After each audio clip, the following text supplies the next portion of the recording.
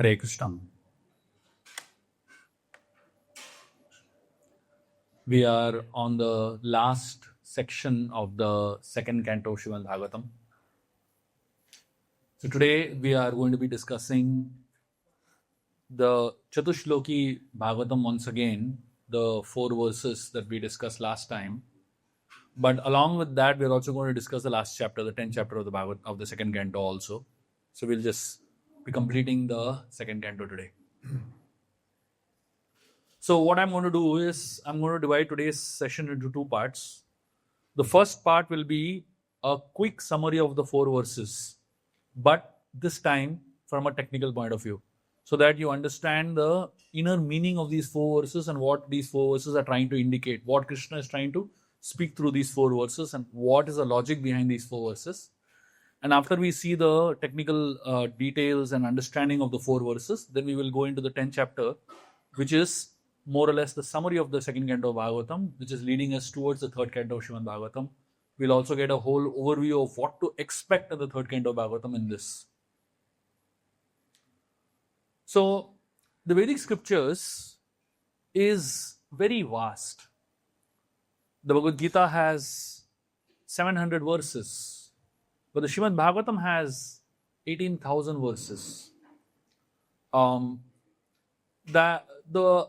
The fact is that the Vedas form such a huge body of knowledge that even in the Vedic times, the Acharyas had to repeatedly condense the essence of the scriptures and select statements or sentences and create summaries or abstracts so that the core essence or the core understanding of the scriptures is encapsulated in a few verses, basically. One example of that is the Upadeshamrit, the text of instruction itself.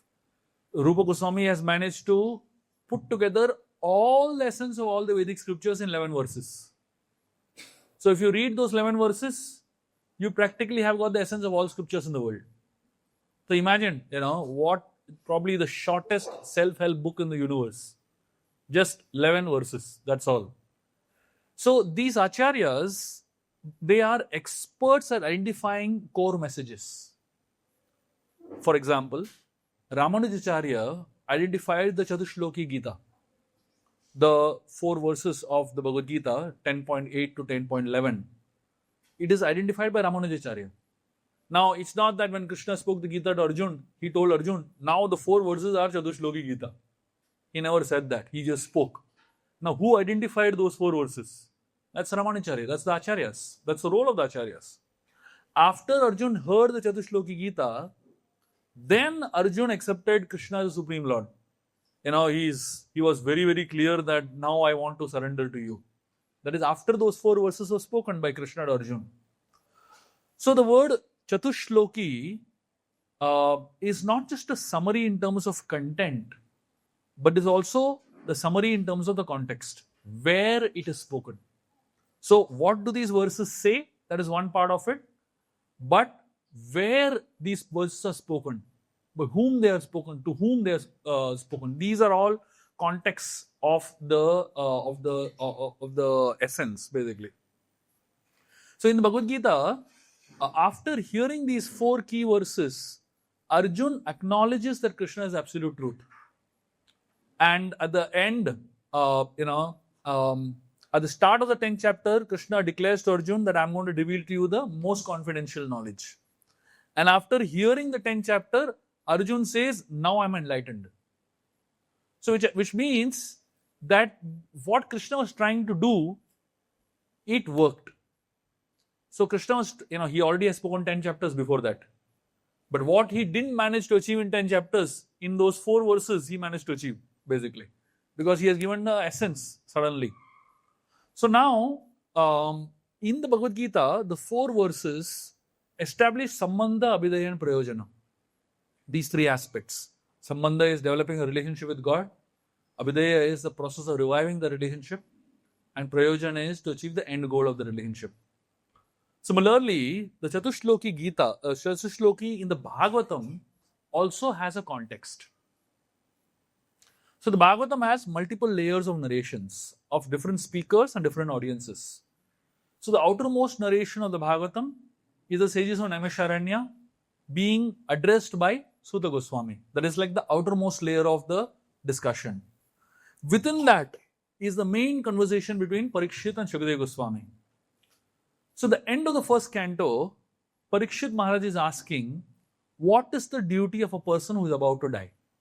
That is what the first canto ends with. So Shukadeva Goswami begins answering this in the second canto. And by the 6th chapter of the second canto, he has given a summary response of what is the duty of a person who is about to die. From the second canto onwards, if you see what is going to happen, is going to be a Bhagavatam that is flowing in a chronological order. So from the 9th chapter of the second canto onwards, the Bhagavatam describes everything that happens in one day of Brahma. From the 3rd canto to the 7th canto, so that means the 9th chapter and the 10th chapter is Bhagavatam describing events that happened in one day of Brahma. So right now we're discussing what is happening in one day of Brahma basically. The Chatushloki Bhagavatam is a part of that. From the 3rd canto all the way to the 7th canto, it deals with the life of Swayambhuva Manu. What happens in the life of Swayambhuva Manu? Series of events, series of chronological events. The 8th to 12th canto are events that happen during the time of Vivaswata Manu.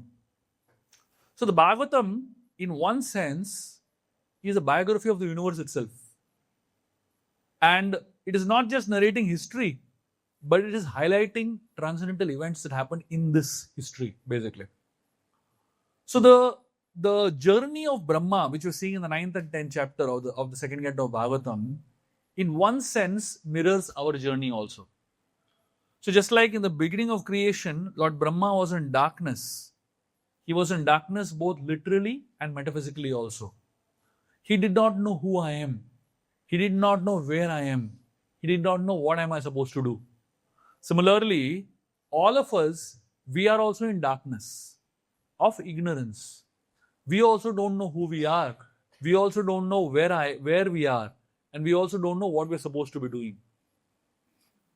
And then, when we are brought into the fold of Krishna consciousness, when we hear some basic messages, just like Brahma heard one word, tapa. And the moment he heard that one word, he received enlightenment and he began to do tapasya intensely. For us, one word is not enough. If somebody tells you, do tapa, you think we'll do tapa? Impossible. We have to hear hundreds and hundreds of hours of lectures and then finally we say, chalo, we'll do some tapasya. And that tapasya also doesn't last for too long, right? So in one sense, we are also going through what Brahma is going through, but only thing Brahma was a good student. We are not. Not only did he listen carefully, but he understood carefully and he practiced intensely. So we don't listen carefully, we don't understand. I mean, we are all hearing Bhagavatam.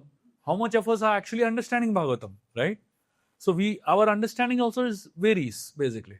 And how much of us are actually able to practice Bhagavatam, right? So Brahmaji offered, he performed tapasya, and then the Lord appeared before him, and Brahma prayed to the Lord. So when Brahma prayed to the Lord, then Brahma, the Supreme Lord, was pleased with Brahma's prayers and austerities, and he shook hands with Brahma, expressing his affection for Brahma. So now, Brahma, when the Lord appeared to him and he shook hands with Brahma, Brahma asked him 4 questions. Brahma could have asked for any boons, but instead, he asked him 4 questions, which were his most important questions. The first question he asked is, my dear Lord, you are transcendental. How do you manifest in a form that is visible to my eyes? The second question he asked is, how do you manifest the various energies by which creation takes place? The third question he asks is, how can I act in a way that I am an instrument to your will? And the fourth question he asked is, how can I serve without getting proud? Look at the 4 questions he asked. So the first 2 questions are more or less to understand the Lord, which is Sambandha, to understand his relationship with the Lord. The third question is, how can I be an instrument of your will? That means Abhidaya. What is the process that I can follow to revive the relationship. And the fourth question that he asked is, how can I serve you in a way without becoming proud? That means, how can I achieve the goal of my, abhidaya, the process, and without any contamination coming into me? So now, as an answer to these four questions, the Lord actually speaks 7 verses. And so Vallabhacharya, when he describes this part of the Bhagavatam, he calls it as Sapta Shloki Bhagavatam. But Jiva Goswami and Vishnu Chakravarti Thakur, in the 7 verses, they recognize 4 core verses. And that is how they have picked up the Chatushloki Bhagavatam, basically. So Lord answers 7 verses. But Vishnu Chakravarti Thakur and Jiva Goswami says, actually of these 7 verses, these 4 are the core verses, which are the core answers to Brahma's 4 questions. And that is what the context of Chatushloki Bhagavatam is. So the first verse, God is explaining, he's saying that I am the supreme reality at all times. This is the first verse, the answer to the first verse, basically. The answer to the first question. So he's saying, Aham evasam evagre, nanyad yatsad asad param, pashyad aham yat etakcha, yo vishishyeta so asmi aham. So he says, Brahma, it is I, the personality of Godhead, who exists before creation, when there was nothing but myself. Nor was there a material world, material nature, the cause of all creation. That which you see now is also I, the personality of Godhead. And after annihilation, what remains will be I, the personality of Godhead. So essentially, Krishna is saying, God is a reality at all times. So this is the first verse of the Chatushloki Bhagavatam. So what is the meaning of God is a reality at all times? It essentially means that the Bhagavatam confirms that everything in this world is Krishna only. That right in the first verse of the Srimad Bhagavatam, it begins by Janmadi Yasya Yataha. So the verse means that from which everything emanates is me. Janmadi Yasya, that's what that verse means. I existed in the past, I exist now, and I'll exist in the future. So now, when Krishna is saying, I exist, there are a lot of atheists who have these arguments, which are, so he says, who created God? So if somebody says that, if there's someone who has created God, that one who has created God is God. So if everything comes from God, many people ask, where does God come from? This question is an incoherent and an irrelevant question. It's like asking a question, how do you make a square circle? How do you make a square into a circle? This is not possible only. It is not logically sensible. So God is the cause of all causes. If he had a cause, that would be the cause. So the Bhagavatam explains that Krishna exists outside of time. That means everything that is created in this world is created by Lord only. Like say, for example, if there's a novel that exists, there are many characters in a novel. But if somebody asks, where is the author in the novel? You can't find the author in the novel. The author has created all these characters. He is not going to be inside the novel. But at the same time, practically in every word of that book, the author is there. Similarly, Krishna is created. Krishna exists beyond the material world, but at the same time, he is present within the material world. So there are two fundamental ways of looking at this. There is a spiritual way of looking at this, that the only reality in this world is Krishna. There is a spiritual way of looking at this statement. And then there's a material way of looking at this statement. The material way of looking at this statement is that from less, more has come. From less means, like if you look at the scientific theories, life has come from unicellular organisms, right? That's what science says. So first, very less one cellular organisms were there. And from that one cellular organism, multicellular organisms have come. But the spiritual way of looking at it is that from more, less has come. Krishna is infinite. And from somebody who is infinite, all the smaller things have come in this world. So, Chatushloki Bhagavatam, it begins with the first message that everything, whatever you see in this world is a reality. It is Krishna only. Before anything in this world, Krishna existed, and after everything in this world, Krishna will exist. So the only reality in this world is Krishna. That is the first verse of the Chatushloki Bhagavatam. The second verse of the Chatushloki Bhagavatam, it says, if anything in this world appears of value, it is connected with God. But if it is not of value, it is not connected with God. So in this verse, Krishna is telling Brahma, whatever appears to be of any value in this world, if it is not in relationship with me, it has no reality. And that is known to be Maya. So what is the definition of Maya according to this verse? Maya means that which appears to be real, but it is disconnected from God. So Maya means anything that appears real, but it is not connected with God. Because if something is real, it has to be in connection with God. If it is not in connection with God, it is called as Maya. So the Vedantic perspective of Maya is that everything in this material world and everything in the spiritual world is connected with God only. The moment you see a disconnection from God, that is Maya. And therefore, spirituality, Gaudiya Vaishnavism gives Maya two types. There is Mahamaya and there is Yoga Maya. Mahamaya means the illusion that binds you. So the illusion that something is disconnected from God is called Mahamaya. And the illusion that liberates you is called Yoga Maya. The moment you see everything connected with God, that's called Yoga Maya. That is the right understanding of this particular verse. So Maya, so there is a difference between the Sanatan Dharma and all other religions of this world. All other religions of this world describe that there is an entity separate from God. What is that entity separate from God called? That entity separate from God is called devil. It is called as Satan. So many names, all other religions give this entity that is separate from God, right? In Sanatana Dharma, there is no entity that is separate from God. Even demons, they are connected to God only. Jai Vijay, they are connected to God. Hiranyakashipu, Hiranyaksha, they are connected to God. Jagai Madai, connected to God. The biggest of demons in this world, they are connected to God.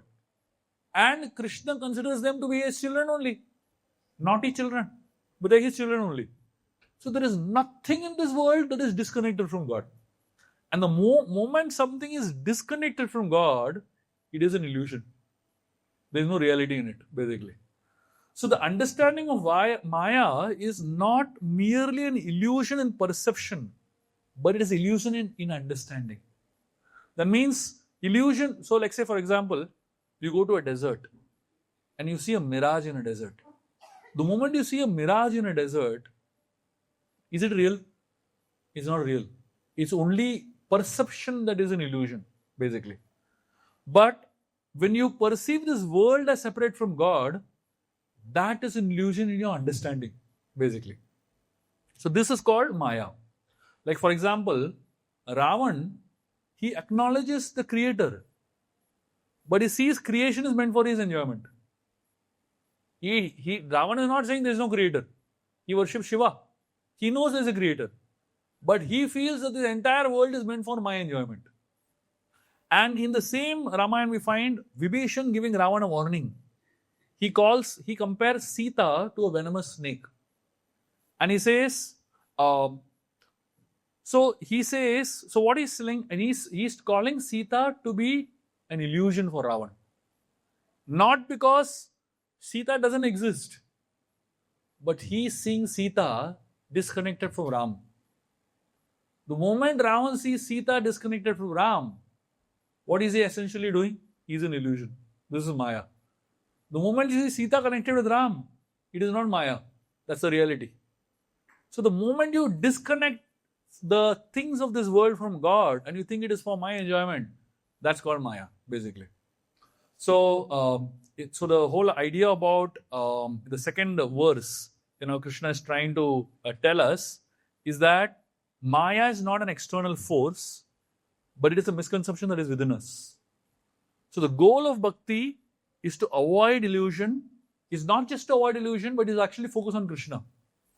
And by engaging all our energies in trying to serve Krishna, we're trying to transcend Maya and move closer to Krishna, basically.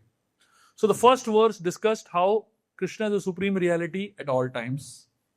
The second verse explores the concept of Maya, that which appears real but is disconnected from God. So the moment something is disconnected from God, that's called Maya. The third verse of the Chatushloki Gita analyzes the relationship between God and the material world. So Krishna is telling Brahma, please know that the universal elements enter into the cosmos and at the same time do not enter into the cosmos. Similarly, I myself exist within everything that I have created. At the same time, I am outside everything. This is like, throwing a googly, Krishna says, I am existing inside also and I am existing outside also, basically. So now the question is, what is God's relationship with this world? So we first began by saying God is the only reality in this world. Second, we said, if you see anything that is disconnected from God, that is an illusion. And everything that is connected with God is reality. Now we are going to discuss what is God's relationship with this world. The Samkhya philosophy is used to illustrate this relationship of God with this world. So, all the elements enter in this world, but they also retain their separate existence. Similarly, Krishna enters into this world, but he maintains his transcendence. So, what is the meaning of transcendence? This is the main discussion over here. The word transcendence means beyond matter.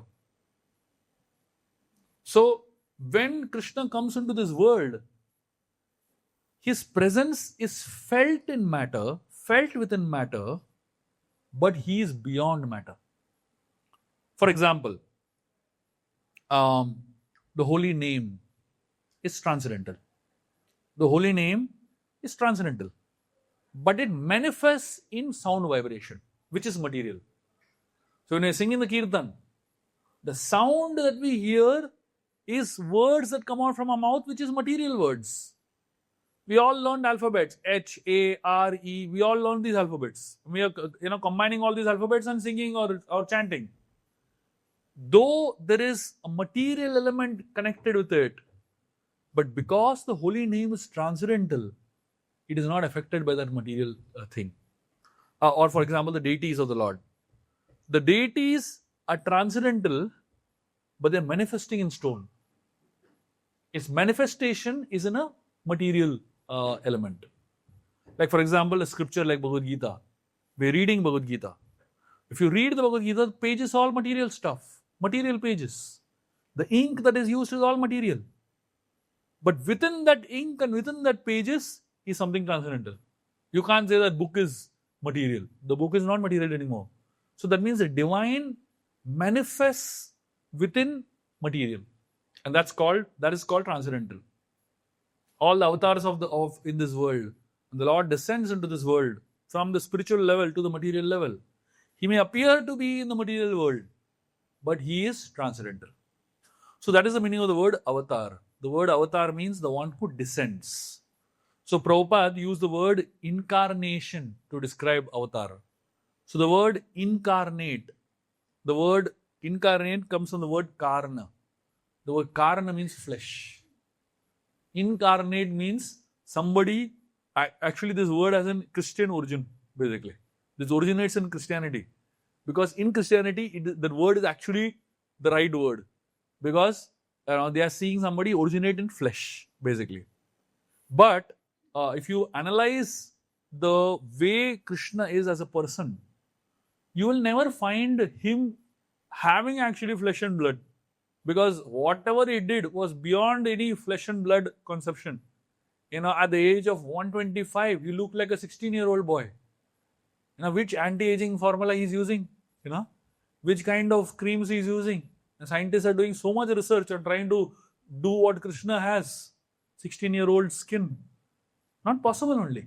because it's not a physical body. It's not a material mundane body. It's a transcendental body. Therefore, by analyzing nature, we can understand God more. So the Bhagavatam reveals God through material things. When we analyze God through material things, we understand the difference between matter and something that is transcendental to matter. So Krishna is appearing in the material world, but he is beyond the material world. He is unaffected by the laws of the material world. So the holy name of the Lord is supposed to be, it is using material words and sound vibrations, but it is not at all material. So every aspect of the Lord is appearing to be material, but is actually not material. That's the third verse of the Chatushloki Bhagavatam. And the fourth verse, it talks about the means to attain that goal, which is bhakti. The true understanding of God combines knowledge of His sweetness and greatness. So Krishna tells Brahmaji, a person who is searching after the absolute truth, the personality of Godhead, must certainly search for it up to this, in all circumstances, in all space, time, and both directly and indirectly. So essentially, what Krishna is trying to tell in this particular verse is that, so if you just summarize, all the four things that Krishna spoke about. So the first verse talks about how God is the supreme reality at all times. The second verse talks about the concept of Maya, which means that which appears to be disconnected from God. Anything that is disconnected from God is illusion. And the third verse analyzes our relationship with, God's relationship with the material world. So God is in the material world, but He's transcendental to the material world. And then the fourth verse talks about how I can develop my relationship with God and achieve perfection of the relationship through the path of bhakti. So the first two verses talks about sambandha, the third verse talks about abhidheya, and the fourth verse talks about prayojana. So here in the fourth verse, Krishna is talking about how by performing bhakti, one can attain Him completely. There is a very exalted sage who had two sons. So the two sons, their names, the sage, his name was Shringuper. He had two sons whom he sent to become disciples of Gautam Rishi. So Gautam Rishi, he was a very, very exalted saint, and he began to educate these two boys. So the two disciples stayed with Gautam Rishi, and they were doing so much of seva for Gautam.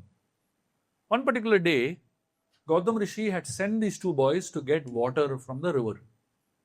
So they went and bought a pot of water to be used for the puja of Gautam Rishi. So Gautam Rishi had a Shaligram Shila whom he was worshipping, and the water from the river he would use to worship the Shaligram Shila.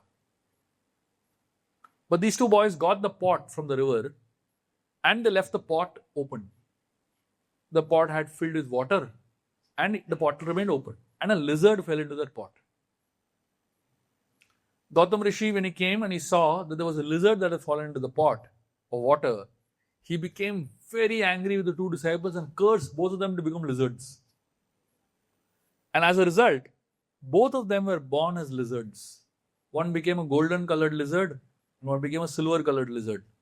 And they both became lizards, and they were born on a tree, on a hill called Atikiri.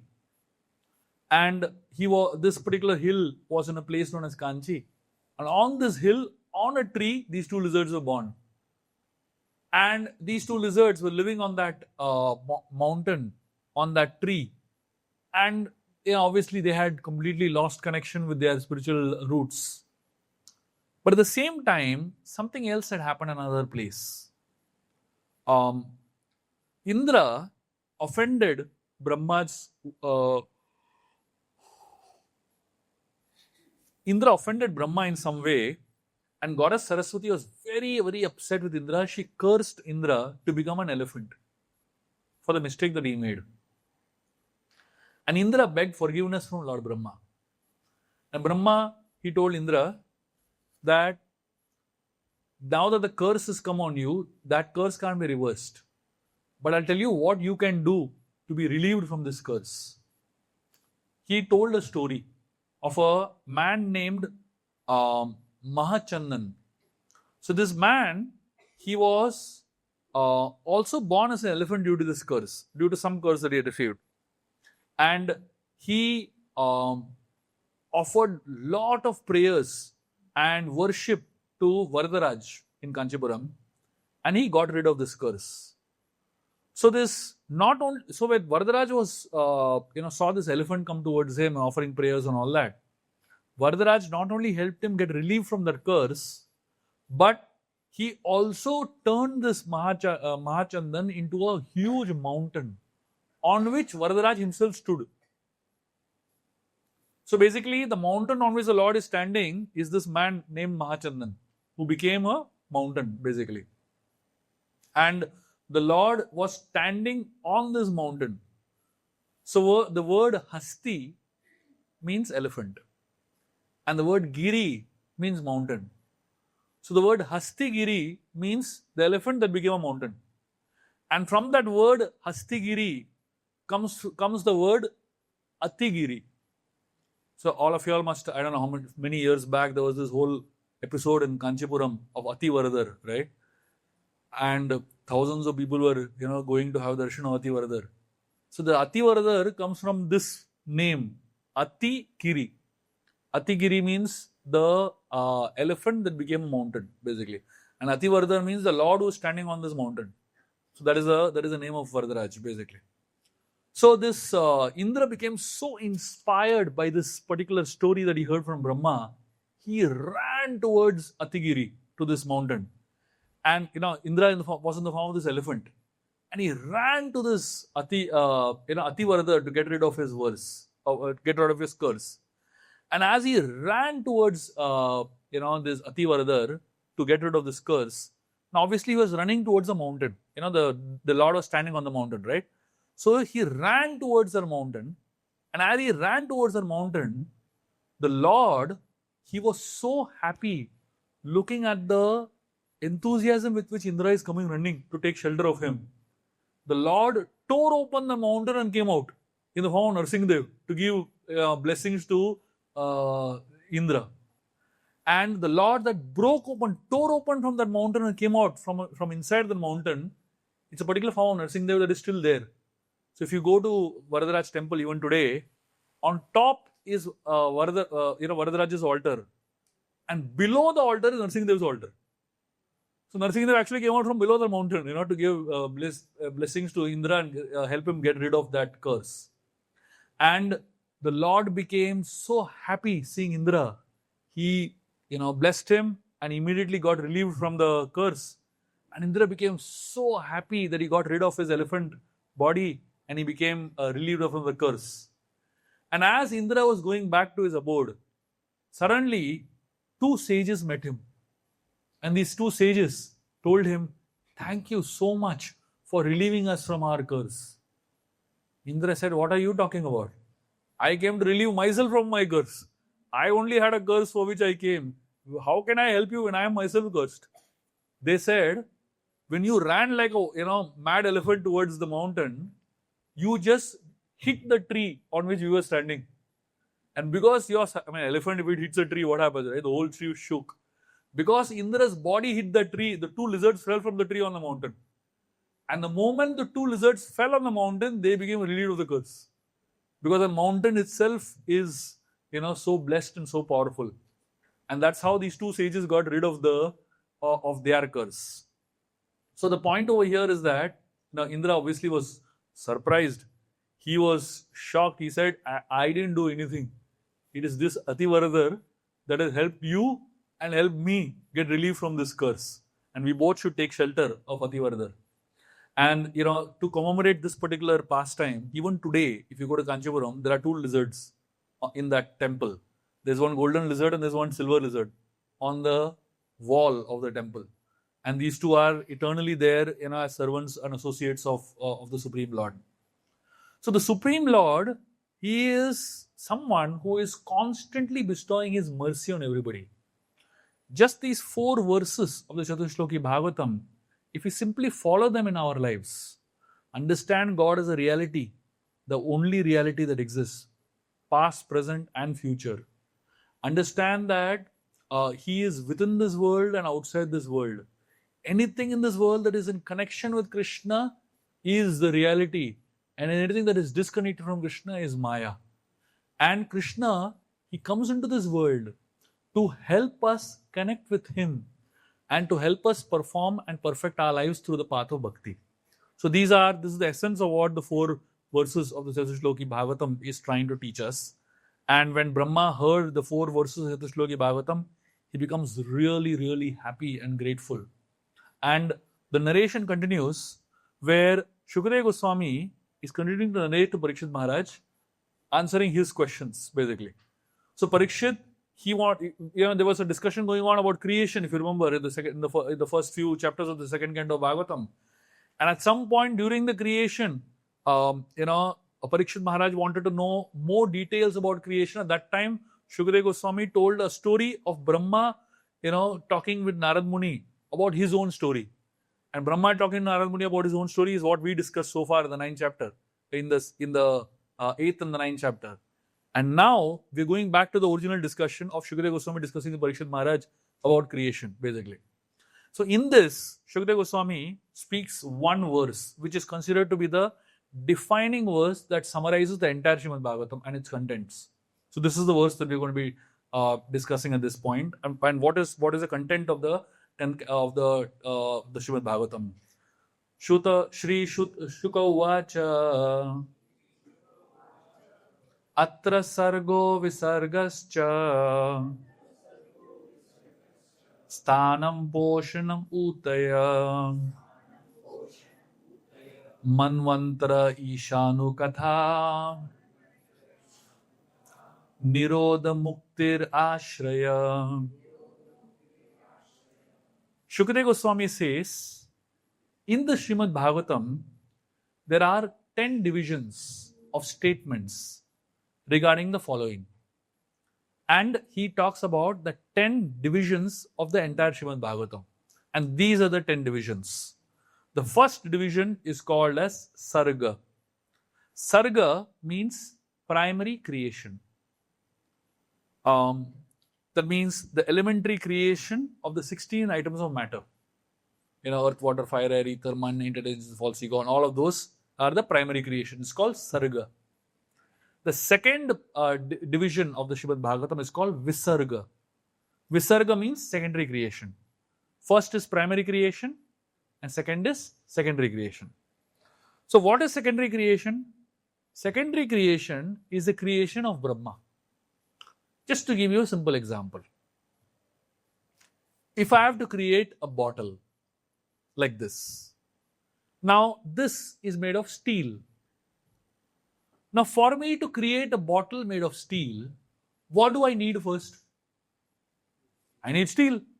If I don't have steel, how will I shape it into a bottle? Isn't it? That steel is primary creation. And from steel, making a bottle is secondary creation. So now Brahma has used the ingredients that Krishna has created and he is creating bodies. Now Brahma is not creating the matter. He cannot create earth. He cannot create ether. He cannot create space. He only can shape it. Just like a person who has all the bricks and all that, he can shape it into a house, but he cannot create mud. Similarly, Brahma cannot create anything. Therefore, he is called a secondary creator. And Krishna is a primary creator because he creates all the elements, basically. So, Sarga is a primary creation and Visarga is a secondary creation. So, these are all subjects of the Bhagavatam. As we go through the 12 cantos of Srimad Bhagavatam, we will go through all of this. We will see all of this at different phases in the Srimad Bhagavatam. The third component of the Srimad Bhagavatam is called Sthanam. The word Sthanam means right situation for the living entity. Sthan means place, right? So this talks about the geography of the universe. It talks about where we are located. It talks about where the Supreme Lord is located. It talks about how the entire creation, what is where. That is called sthanam. So right now, our sthanam, like if you go to any yagyas and all that, in any yagya, first when they start the yagya, they talk about sthanam, where we are geographically located. They go all over the universe and then bring us back to Bombay and they say we are sitting over here. That is called sthanam, basically. So while we are discussing the Srimad Bhagavatam, we will also get to understand the whole universe, the geography of the universe, and specifically where we are located. And not just where we are located, where we are supposed to be going or heading towards, which is the eternal spiritual world. The next part of Srimad Bhagavatam, the fourth component of Srimad Bhagavatam is called Poshanam. The word Poshanam means maintenance. In this, we are going to simply see the causeless mercy of the Supreme Lord. Because Krishna maintains the entire world. All the universes are simply maintained by Krishna's will. In fact, as we go ahead in this chapter, we're going to see how he does it also. This is called Poshanam. So that means whenever you see anything that talks about how the Lord is actually maintaining all of us, that falls under this element of Poshanam. Throughout the Srimad Bhagavatam, you'll find stories of how Krishna is maintaining us. The fourth thing is known as Manvantara. That means the reign of the Manus. This talks about occupational duties, perfect occupational duties. So when we study the reign of Manu, Swayambhu Manu, Vivaswata Manu, when we're studying all their lives, we are going to be studying it from the point of view of how each one of us have a particular duty to perform in this world. That is called as our occupational duties, which is technically called as Varnashram Dharma, basically. How Manu is used as an example for Manava. Manu is considered to be the first Manava. So why is Manu's example taken? Because Manu is the first human. Man comes from the word Manu. Manava comes from the word Manu. So when we study Manu's life, why is Srimad Bhagavatam giving so much importance to all these Manus? Because when you study their life is a prototype of what we are supposed to be living, the quality of life that we are supposed to be living, the kind of duties that we are supposed to be performing. Therefore, the Bhagavatam is emphasizing Manvantaras, the role, the reign of different Manus. The fifth part of Srimad Bhagavatam is called as, the sixth is called as Uti. So the word Utaya comes from the word Uti. Uti means impetus for activity. So why do we do what we do? What is in it for me? So this Uti means whatever we do in our life, what is driving us towards it? The desire for fruitive work, the desire for getting something out of it is called Uti. So when we study the Srimad Bhagavatam, we will understand the motive behind everybody's actions. What should be the right motive? What is the wrong motive? So we will study motives. Whenever any crime happens, the first thing that is asked is what is motive? Why is motive so important? Because only when you understand motive, you will understand the thinking of the criminal. Only then we will understand why the person is thinking like that and why the person did that particular action. Why is Srimad Bhagavatam talking about Uti? The reason Srimad Bhagavatam is talking about motives is to help us develop the right motive for action that we do in our lives. Help us develop the right impetus to do activities in our life. We can do same activity for the wrong impetus. And we can do the same activity with the right impetus. So the Srimad Bhagavatam is inspiring us to look at motives of people. So Srimad Bhagavatam is filled with case studies, right? The Bhagavad Gita is a law book. It has lot of laws. Do this, do this, do this, do this, don't do this.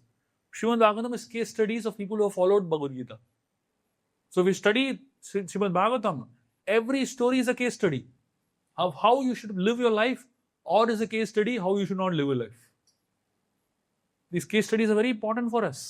Because when we study these case studies, we suddenly start understanding that I should not do this. Suddenly we start remembering Ajamil at a particular point in our life. There's a particular Netflix serial going on and suddenly, Ajamil story aa gaya yaad mein. Better put it off, So basically when we study these stories from Bhagavatam, that is when we are forced to analyze our own motives. We are forced to analyze the motives of great people. How Ambarish Maharaj behaved in such a crisis in his life. Look at his motive. Look at his activities. Look at the way he thought, right? So that is called Uti. The fifth one is called Ishanu Katha. Ishanu Katha means the science of God. The Lord and his different activities together with the activities of great devotees. That's called Ishanu Katha. This is one of the very powerful, narrations of Srimad Bhagavatam. This is one of the most very powerful, the 10 elements of Srimad Bhagavatam, basically, Ishanu Katha. There is every single page of Srimad Bhagavatam is filled with Ishanu Katha. So we have the option of focusing on Ishanu Katha, which is a Katha that is connected with the Supreme Lord. Or we focus on Gramya Katha, which is focused on Katha that is connected around us, gossip. The problem with us is that we are naturally attracted towards gossip. We have cultivated a natural attraction towards gossip. You come to temple, and in temple also, instead of Ishanu Katha, we can do Gramya Katha. In temple also, we can start doing so much of Gramya Katha and stay so far away from Ishanu Katha. Come on, what are we coming here for? If we come to a place like Radha Gopinath temple and we end up doing Gramya Katha, how is it leading us towards developing taste for Ishanu Katha? That's what this is about. Inspiring us towards developing taste for Ishanu Katha. Then the eighth element of the Srimad Bhagavatam is called Nirodha. Nirodha means winding up. That means the merging of the living entity within the mystic slumber of the Supreme Lord Mahavishnu. Why is Nirodha so important? Why is winding up so important? Winding up is very important because it will tell us that we are finally going to rest in the body of the Lord only. That is the final destination for all living entities. So if you perfect your life, you are going to be at the feet of the Supreme Lord. If you don't perfect your life, you're going to be in the stomach of the Supreme Lord. Either ways, you're going to be in his embrace. Either ways, you're going to be in his association only. So therefore, when we study the Nirodha, the winding up pastimes of the dissolution of the universe, the winding up pastime is also so inspiring because it tells us that we're finally going to be within the body of the Lord. So when the whole universe ends up into the body of the Lord, the Lord distills the entire universe. We are into a particular state known as Sushupti. So we are not active. We get into a seed form and we absorb into the body of the Lord. And then when the Lord, when breathes out, then we go out and again, we get our, natural forms and then we get into, in this world, into action. The ninth element of the Srimad Bhagavatam is called Mukti or liberation, which is the permanent situation of the living entity where one gets a form that is unchangeable and eternal. Liberation or Mukti is considered to be one of the very, very important elements of the Srimad Bhagavatam because every single story of Srimad Bhagavatam you will find that it is inspiring us to seek Mukti, inspiring us to seek liberation from the material clutches, from the material world and get into the spiritual world. So that impetus for seeking liberation is something that the Srimad Bhagavatam highly inspires us through stories of hundreds of devotees. Every single devotee is aspiring for that goal only. So when we study stories of devotees aspiring for that goal, intensely wanting mukti, intensely pursuing a path of mukti, intensely living a life that is worth achieving mukti, it helps us to focus on our own journeys also, and how we all become seekers of liberation in our own journeys of life. Of course, there are different types of mukti that also is going to be discussed. We're not talking about the lower forms of mukti. We're talking about a form of mukti which is actually bhakti only, which is a continuation of our devotional service in the association of the Supreme Lord. And finally, the last thing that the Srimad Bhagavatam talks about, the 10th element of Srimad Bhagavatam, is called Ashraya, which means the supreme shelter. So essentially, the whole idea is that the Paramatma, the Supreme Lord, is the Ashray Vigraha. We all have to ultimately achieve the shelter of the lotus feet of the Lord, the shelter of the loving embrace of the Lord. And that shelter and that understanding that that shelter is there, it is an inspiration for us to tolerate everything in this world. Whatever we go through, all the pains and tribulations we go through in this world is worth it, because ultimately we're going to get that ashray. Every day you're chanting in the morning and you're suffering while chanting 16 rounds of the Hare Krishna Mantra, wondering, why am I chanting? Struggling against sleep, struggling against your crazy mind, struggling against so many impediments. At 12 o'clock in the night, you're wondering, what am I doing? This is the goal to remember. Ashray, the loving embrace of the Lord. So when you think about that, this is the final goal that I will attain, worth all the trouble, worth all that pain, worth all the tribulations. And that's what this, the 10 elements of the Srimad Bhagavatam is trying to inspire us towards. So when we are studying the Srimad Bhagavatam, so the third canto of Srimad Bhagavatam, actually the action begins. By the way, from the third canto of Srimad Bhagavatam, the chapters are going to be much, much more in number. The third canto itself has almost like about 27 chapters, basically, So far, first and second canto, it went like a breeze, right? But from third canto onwards, it's going to be very elaborate. But of course, there are going to be a lot of stories. So it's going to be a combination, Technical stuff keep coming in, but a lot of stories also will keep coming in. So it'll be a very beautiful journey and experience. Third canto has some of the most amazing chapters in Srimad Bhagavatam, and very, very relishing canto from third onwards. We'll see one by one. So these are the 10 elements of Srimad Bhagavatam, what we can expect as we go ahead in the journey of Srimad Bhagavatam. In fact, as we are going ahead in the journey of Srimad Bhagavatam, at different points, you can actually start marking what of the 10 elements you're actually experiencing. When we are doing different episodes of Srimad Bhagavatam, you can actually write for yourself little notes where, this is Ashray Tattva, this is Uti, this is Ishanukatha. Like that, you can just keep writing it for yourself, just so that you recollect these 10 verses, 10 elements of the Bhagavatam. And if possible, we should learn this particular verse, which defines the 10 elements of Srimad Bhagavatam in it. One time, a lot of sages went to Lord Brahma, and they asked Brahma for a very simple thing. They told Lord Brahma that we all want to do penance, tapasya, but we're looking for a suitable place to perform great tapasya. Can you please tell us what is the perfect place in this universe to perform tapasya?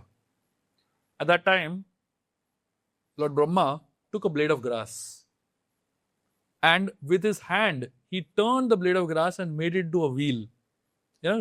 Bend the grass into a round circle. He bent it and put it together.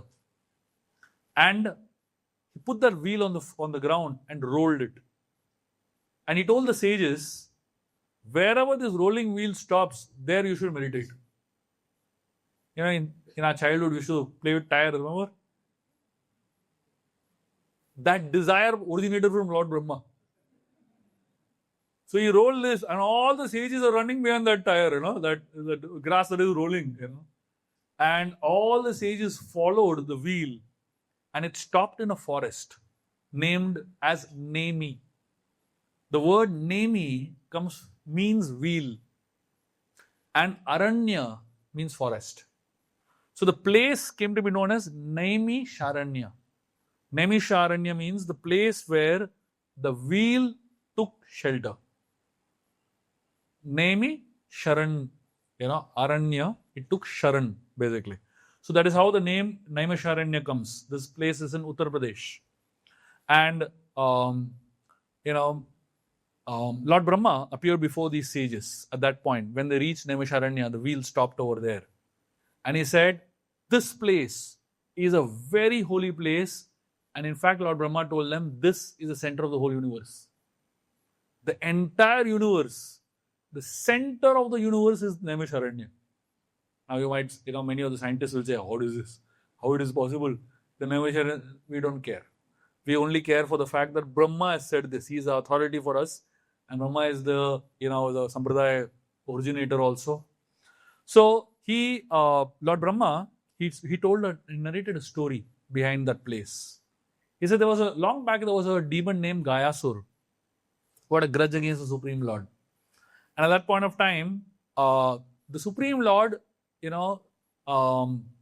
eventually he appeared to Gayasur, and Gayasur performed some tapasya also. The Supreme Lord appeared to him and he told him, ask for any boon. This Gayasur was so proud. He looked at the Supreme Lord and he said, what? You are giving me a boon. He said, I don't need any boon from you. I can give you a boon. The Supreme Lord got so angry at him that he took a Sudarshan Chakra and cut his body into 3 parts. And those 3 parts fell in 3 different places. The head of Gayasur fell at Badrinath. The legs of Gayasur fell at Gaya. And the body of Gayasur fell at Naimisharanya. And the sages, when they heard this story, they asked him, is there any other, greatness to this place? Brahmaji said, yes. There was another demon whose name was Vilvalan. He was torturing the sages who had come to do tapasya over here. And Lord Balaram, who was a brother of Lord Krishna, he came here and killed that demon named Vilvalan. And not only that, Vedavyas divided the Vedas into 4 parts in Naimisharanya. And Vedavyas preached the Mahabharata to his disciples in Naimisharanya. In fact, the 18 Puranas were composed in Naimisharanya. So like this, Naimisharanya has so many glories. According to Brahma's advice, all the sages, they started performing tapasya in Naimisharanya. At that time, when they were performing tapasya in Naimisharanya, the Supreme Lord appeared over there as pleased by the tapasya of these sages. And all the sages told the Supreme Lord, please, if you're pleased with the tapasya, please appear here in the form of a deity and we want to worship you. And the Supreme Lord told all the sages, I will be here in the form of this forest. And I want all of you to take the form of trees and be in this place. And therefore, that particular place, Naimisharanya, all the trees that are standing in Naimisharanya are the sages of Naimisharanya. And the entire forest itself is the Supreme Lord. So here, Krishna, when he takes the form of water, that particular form of Krishna which takes the form of water, he is known as Pushkar. So in Pushkar, Krishna is present in the form of water. If you want to see Krishna in the form of a mountain, go to a place like Tirupati Balaji. The whole mountain is the Supreme Lord. And similarly, if you want to see Krishna in the form of a forest, go to Naimisharanya. The entire forest is the Supreme Lord. So that is how the sages and the Supreme Lord teach us to worship Him and recognize Him in nature. So the word Rupa means form. The word Ekarupa means having one form. And the word Naikarupa means the one who has many forms. So the Supreme Lord is called Naikarupa because he has so many forms. In fact, Krishna, he goes on to explain, Shukadeva Goswami goes on to explain how Krishna actually is present in so many forms in this world. And he goes on to explain the process of creation to Parikshit Maharaj. And when he's explaining the process of creation, he explains the process of creation in a very interesting way. The next few verses that Shukadeva Goswami is going to talk to Parikshit Maharaj is talking about how Krishna has appeared in this world, and in fact, everything that is there in this world is appearing out of Krishna's desire only. So it is explained that everything that we have in this world, it is a manifestation of Krishna's desire. So whatever we see in this world, it's simply a manifestation of Krishna's desire. So when Krishna wanted to understand himself through Vedic sound, the ears originated. So the Karnendriya, the ears, originated simply because Krishna desired to hear. So when we have ears and we are able to hear, our ears and our ability to hear is simply because it is a manifestation of Krishna's desire to hear, and he has given that ability to us. Krishna wanted to experience softness, hardness, cold, heat, heavy and light objects. From that appeared the skin. When Krishna wanted to see himself and other objects, the eyes appeared. So when we have eyes, that eyes is simply the desire of Krishna to see, and therefore we also have got eyes. Krishna developed the desire to drink and eat, the tongue appeared. When Krishna developed the desire to smell, the nose appeared. When Krishna developed the desire to speak, the voice appeared. So practically everything in this world that we see is simply a manifestation of Krishna's desire. And of course, when we say Krishna desired it and we wanted to become like Krishna, we also desired it in one sense. Somebody asked Srila Prabhupada, why did Krishna create the material world? Prabhupada told him, because of you. That person was shocked. He said, what do you mean Krishna created the material world because of me? Prabhupada told him, you desired to enjoy, therefore Krishna created the material world. That means someday we also desire to smell. Someday we also desire to see. Someday we also desire to hear. So all the organs that we have is a manifestation of our desire. And the way we desired it, Krishna gave us the body to enjoy and try to experience this material world. So practically whatever we see in creation today is simply manifesting originally as a desire of Krishna and eventually as us imitating Krishna. So Krishna, when he creates this world, he creates it in such a way that it is all encompassing within him. At one time, there was a group of sages that were having a conversation. So there was a Upanishad, there's a particular Upanishad named Chandogya Upanishad. And in Chandogya Upanishad, there is a verse which says, Aitadhatmyam itham sarvam tat satyam sa atma. This verse means all the world is a body of God and God is the life of the universe. I'll repeat it. It means all the world is a body of God and God is the life of this universe. One of the disciples, he got up when this sage was giving this verse and giving the explanation of this verse. He said, this disciple asked, he said, you're saying the world is the body of the Lord, and then naturally if the world is the body of the Lord, Lord is the life of the world. It is naturally understood, correct? Now why you're saying it two times? Why in Chandogya Upanishad the same verse, same thing is being repeated two different ways? So if you say that the Lord is the life of the whole world, then the whole world is naturally the body of the Lord. Why do you have to say it two times? So why does the Upanishad say the same thing two times? Once, that the world is the body of the Lord, and second, that the Lord is the life of the world. So this devotee, he gave a very beautiful explanation by quoting Sundarakanda of Ramayana. And he quoted Sundarakanda of Ramayana, in which Valmiki Muni speaks one verse, in which he speaks two words.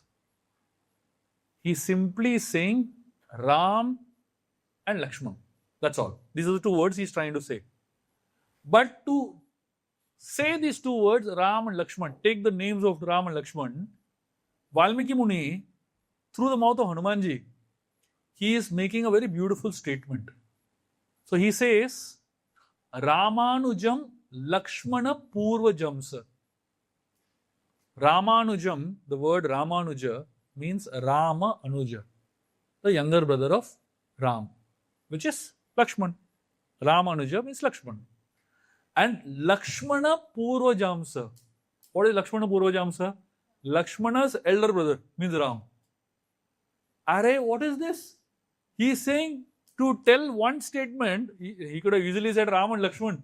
He is saying Ram's younger brother and Lakshman's older brother. So the point is, why does Valmiki say Ram's younger brother and Lakshman's older brother?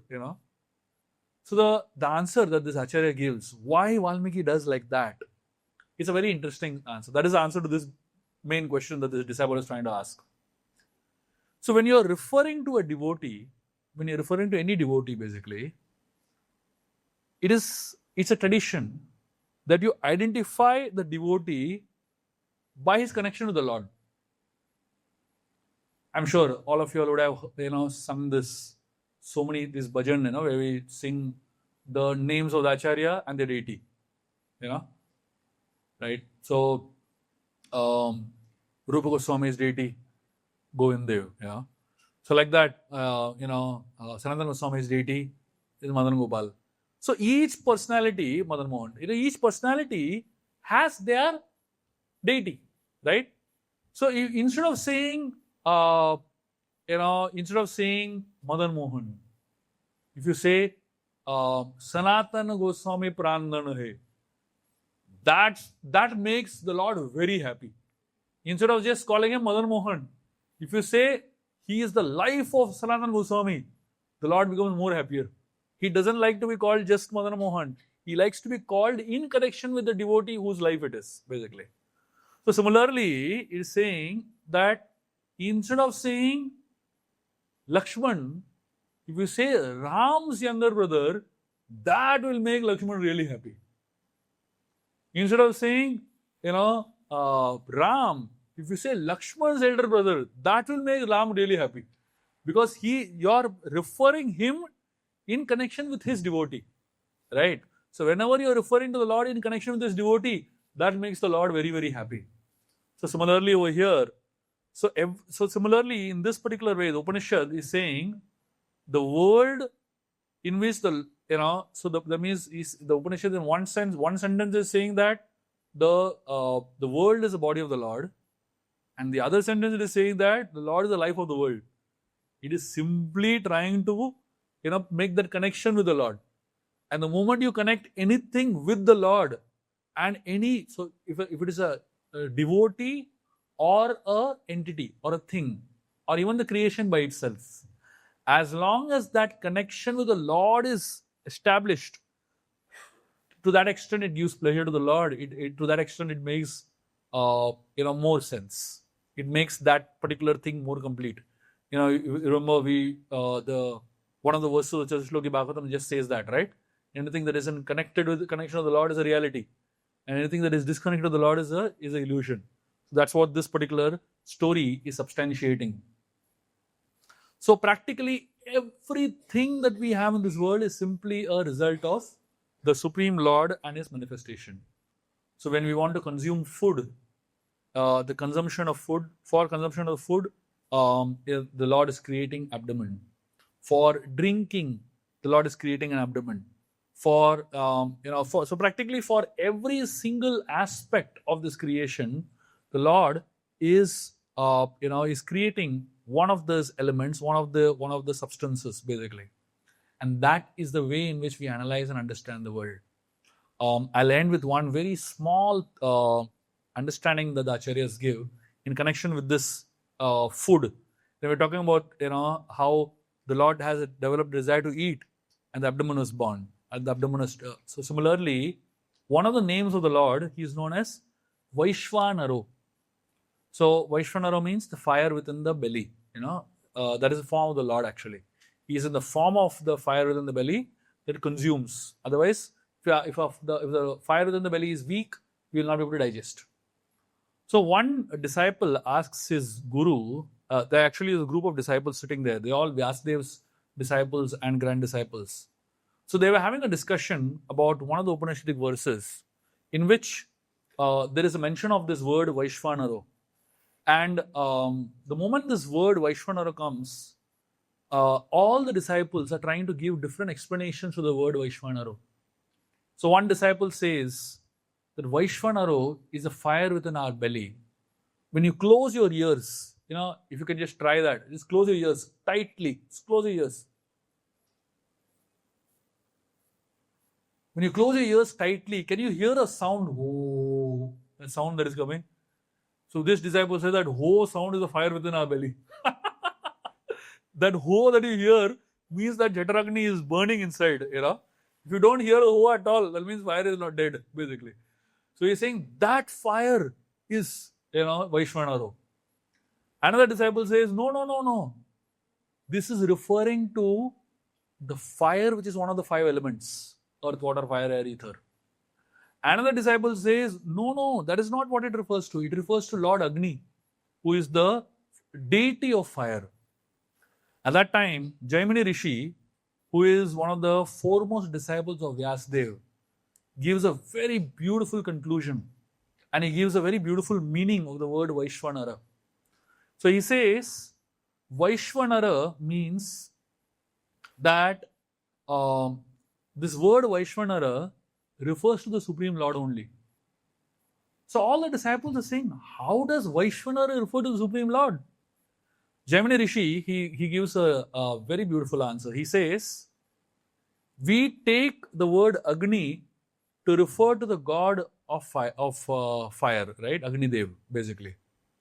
But if you break down the word Agni etymologically, grammatically, into vernacular, the word that comes is Akram Nyaditi Agni.